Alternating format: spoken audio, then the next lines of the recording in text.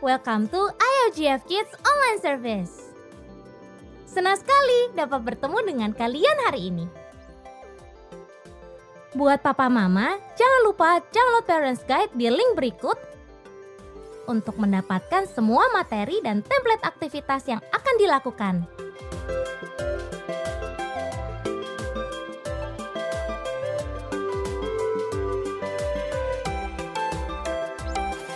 Sehabis service ini, ayo bergabung dalam I Care for Kids, di mana di situ kita dapat saling cerita, mendoakan, dan bersenang-senang bersama.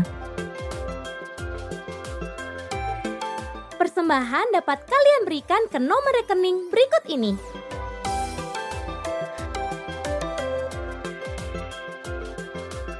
Bagi kalian yang baru pertama kali bergabung bersama kami, silakan follow sosial media kami supaya kalian tahu semua kegiatan yang kami adakan. Dan bagi kalian yang memiliki prayer request, silakan menghubungi kami di nomor sekretariat atau link berikut ini. Now, let's enjoy the service. Good morning, kids! Halo semuanya! Wah, senang banget ya aku. Kalian masih setia ya dengan IOGF Kids Online Service?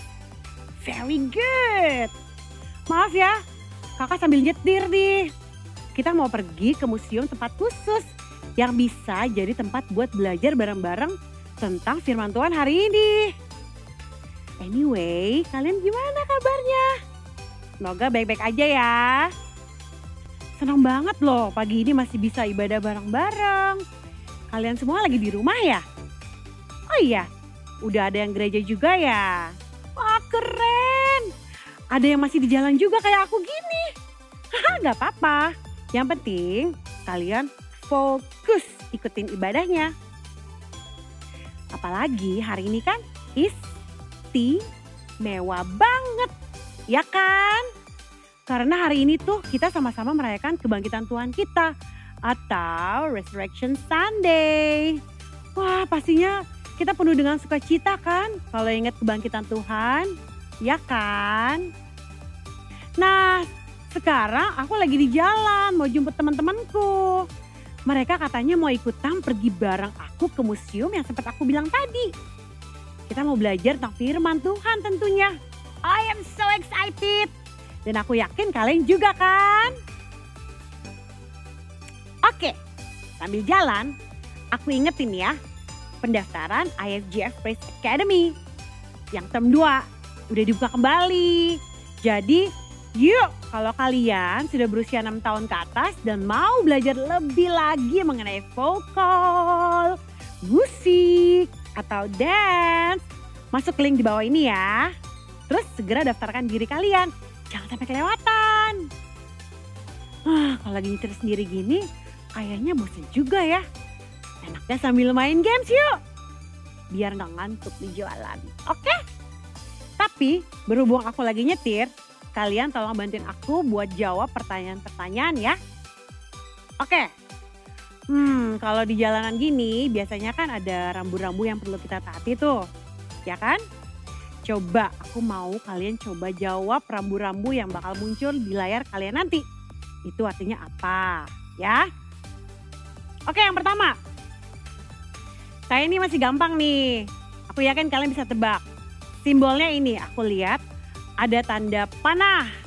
Arahnya ke kanan. Terus panahnya dicoret. Nah, gampang kan?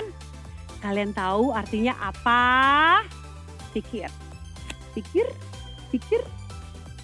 Yes, benar banget. Itu artinya dilarang belok kanan. Tadi ada tuh, makanya aku nggak belok kanan. Kalau ketemu simbol di jalan, mesti obey ya. Oke, lanjut lagi. Simbol yang kedua. Simbolnya itu ada huruf P aja. P. Apa? Oke kids, pikir. Apa tuh P? Apa ya? Apa? Bukan. Itu stop. Apa ayo? Yes, benar. Itu artinya di mana kalian melihat simbol ini kalian boleh parkir di situ. Jadi jangan sampai parkir sembarangan. Oke, rambu yang ketiga. Nah, kali ini aku lihat simbolnya kayak huruf U. Tapi kok U-nya terbalik ya? Terus di bawahnya ada panah. Nah, coba lihat. Kalian tahu nggak simbol ini simbol apa? U terbalik dan ada panahnya. Aku sih tahu, soalnya aku sering banget temuin di jalan-jalan yang biasanya ada 2 jalur. Dan di antara 2 jalur itu ada pemisahnya gitu. Gimana? Kalian tahu nggak? Wah, cepet banget jawabnya, bener. Kalau kalian ketemu simbol ini, artinya kalian bisa putar balik atau U-turn. Nah, di tempat ini harus bisa putar balik sih, bukan harus ya. Bisa putar balik. Oke, gimana? Udah pada tahu ya rambu-rambu di dalam kita berkendaraan.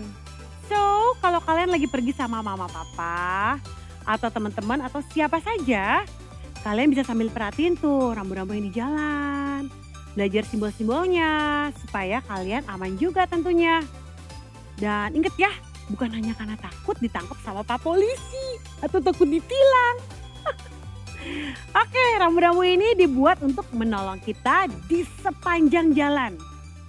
Lalu ada Pak Polisi juga yang sebenarnya menolong kita untuk aman selama di jalan raya. Nah, kalau ada rambu, ada polisi, kita pasti lebih tenang ya kids. Dan hari ini nih kita mau belajar lebih dari rambu-rambu, lebih dari polisi. Kita itu punya Tuhan yang hidup. Tuhan yang akan menyertai kita senantiasa. Nah, biar lebih ngerti, nanti kita dengerin firman Tuhan ya. Tapi kalian tuh keren banget. Aduh, aku mau tepuk tangan, tapi gak bisa. Kalian bisa jawab semua pertanyaan-pertanyaan tadi. Aku jadi gak ngantuk lagi deh.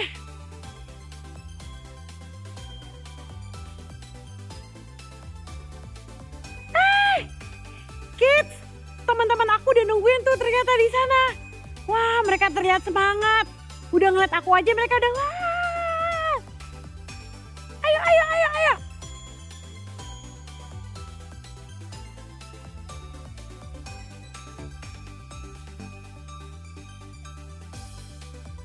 Kita mau berangkat ke museum nih.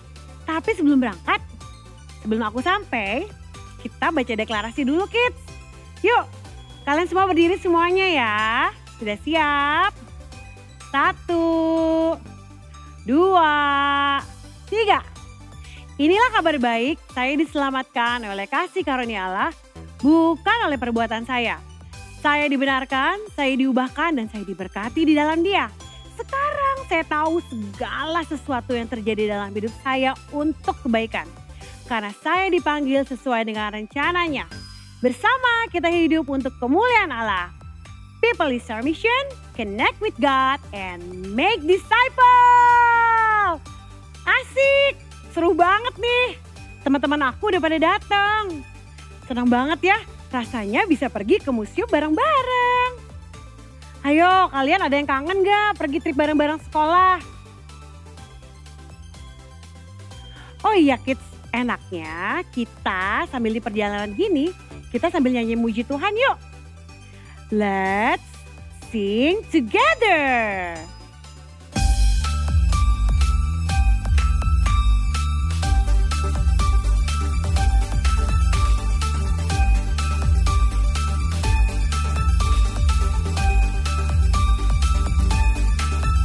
If you're happy and you know it, clap your hands. If you're happy and you know it, clap your hands. If you're happy and you know it, and you really wanna show it. If you're happy and you know it, clap your hands.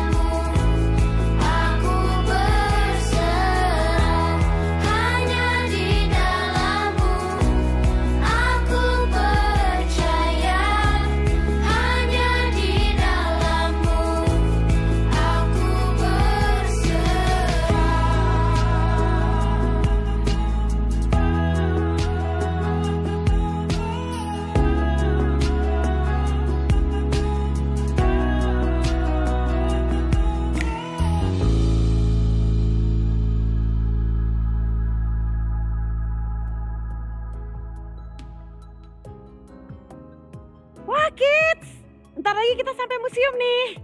Ini kita baru aja ngelewatin papan nama museumnya. Wah seneng banget. Gimana kalian yang di belakang? Happy juga kan? Happy.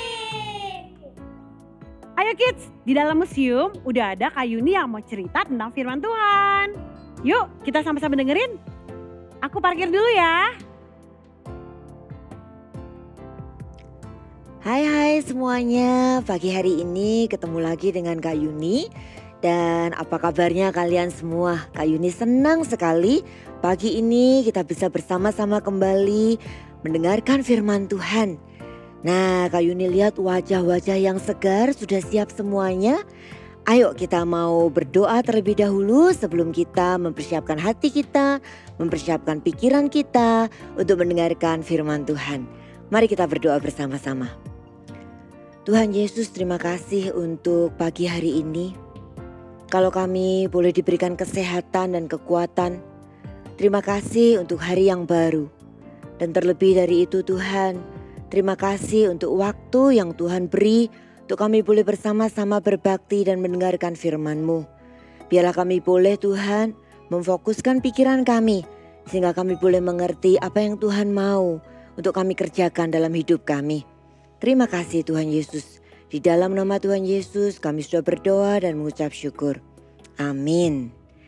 Nah, Kak Yuni mau ingatin dulu.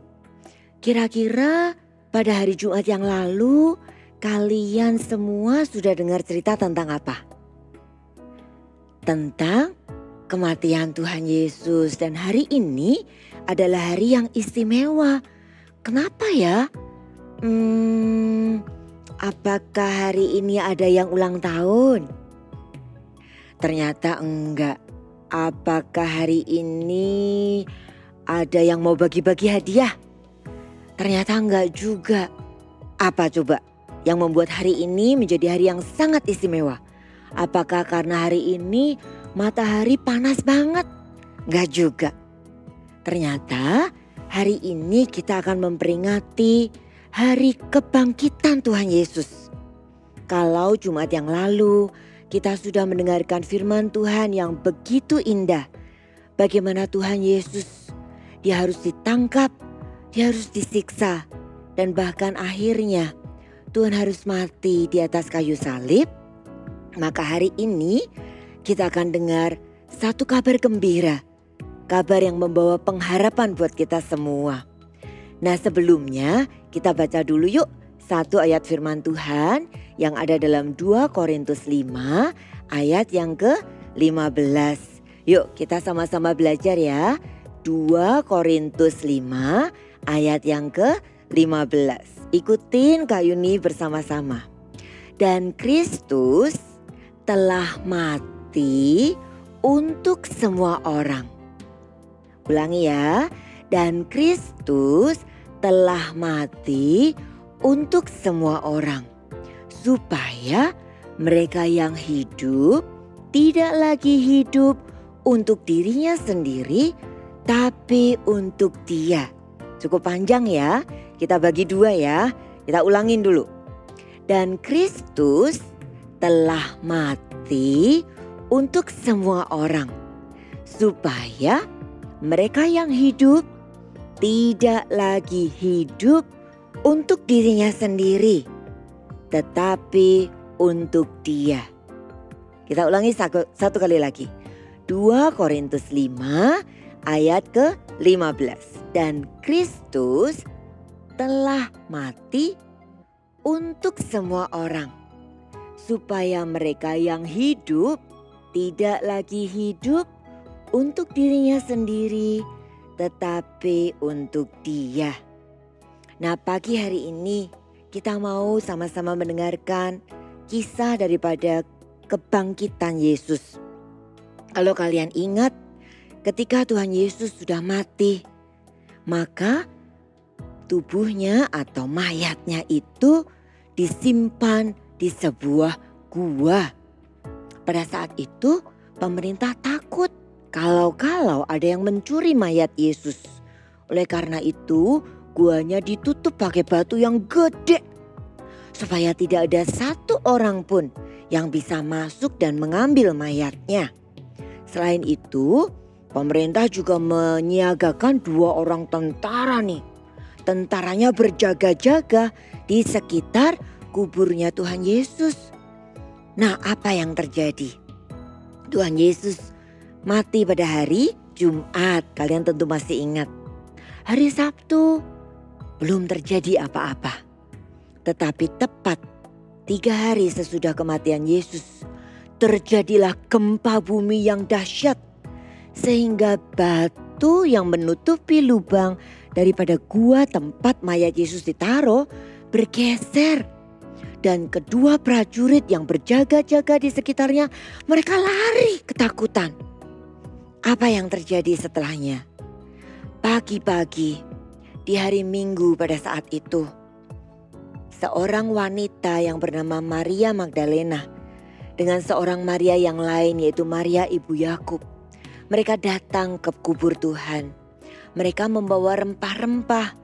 Tujuannya mereka ingin merempah-rempah. Rempah-rempah itu apa sih Kak Yuni? Rempah-rempah itu semacam wangi-wangian. Mereka mau taruh ke seluruh tubuh daripada mayat Yesus.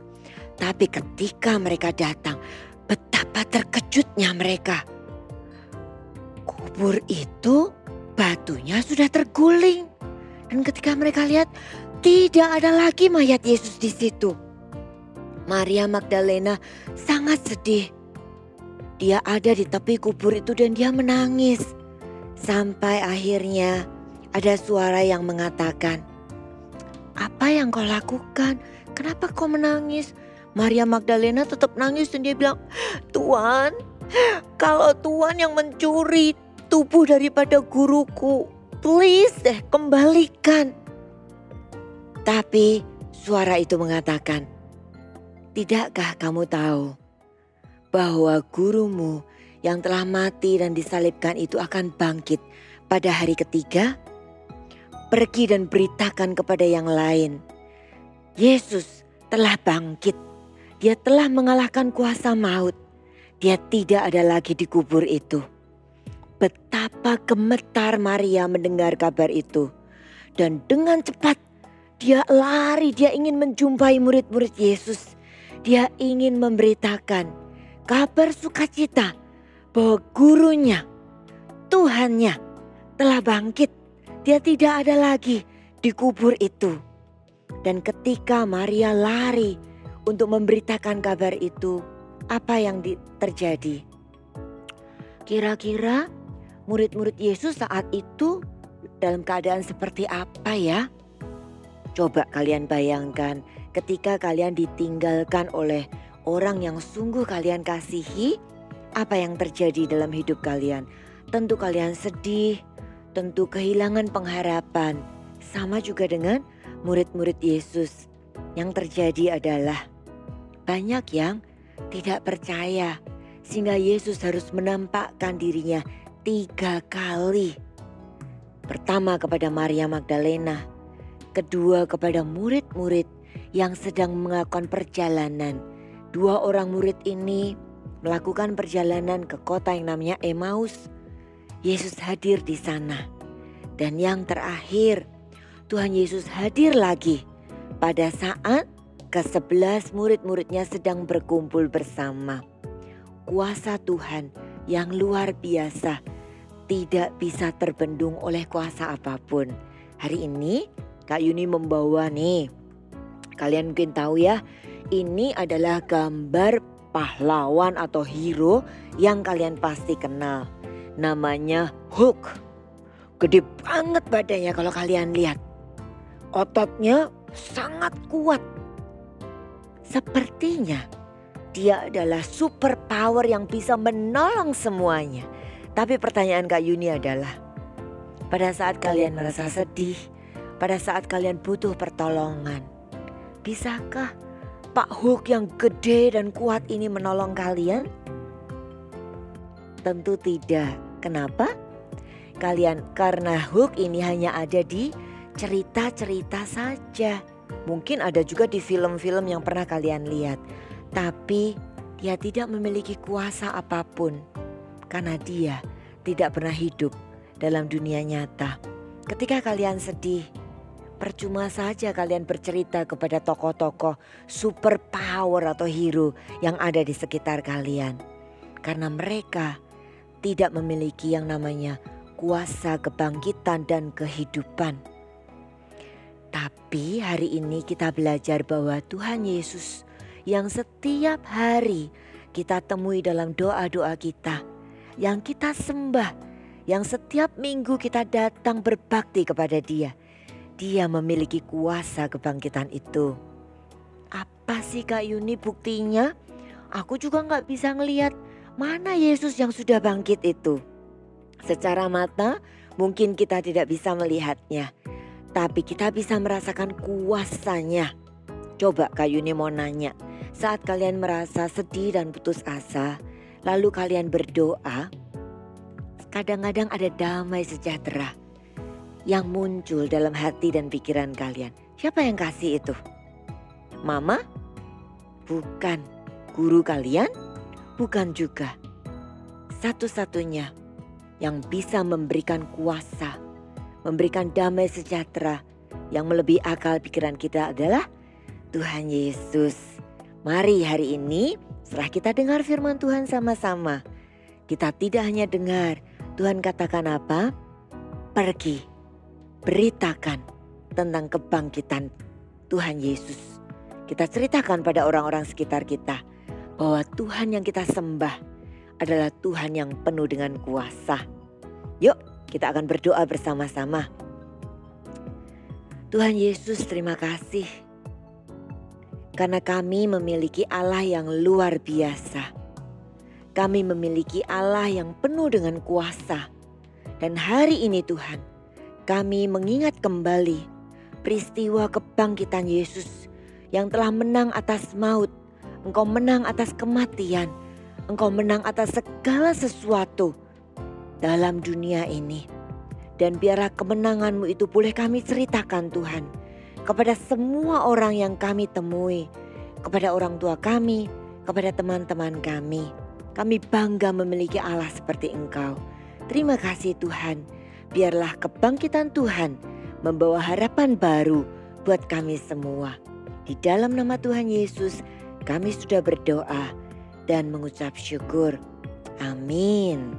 Nah, hari ini Kak Yuni mau ingatin buat kalian semua yang hari ini ada di gereja, ayo kita ikutin sama-sama I Care yang ada di gereja kita.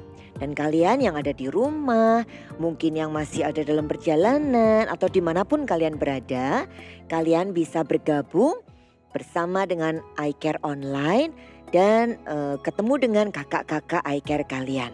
Ya, selamat mengikuti I Care bersama-sama. Tuhan Yesus memberkati. Oke, thank you Kak Yuni. Penjelasannya bikin aku ingat bahwa dalam hidup ini aku gak perlu takut karena Tuhan ada untuk menolong aku. Aku mau melakukan firman Tuhan karena itu adalah yang harusnya aku lakukan. Dan itu adalah hal yang benar. Bukan karena takut sama hukuman yang aku terima kalau aku ngelakuin hal itu. Itu baru namanya living in resurrection. Sama kayak rambu lalu lintas tadi yang kita lihat di awal tadi ya. Kita perlu taat karena itu ada hal yang benar untuk kita lakukan. Bukan karena takut sama Pak Polisi ya. Setelah ini aku mau nganterin teman-teman pulang ya. Kids, kalian yang di rumah jangan lupa join I Care secara online. Buat yang lagi di gereja boleh ikutin arahan dari kakak-kakak di sana untuk kegiatan selanjutnya. Jangan lupa join lagi ya. Minggu depan kita ketemu dan aku bakal bawa teman-temanku untuk explore tempat yang lain lagi. So, jangan sampai ketinggalan, oke? Happy Sunday and God bless you all. Bye!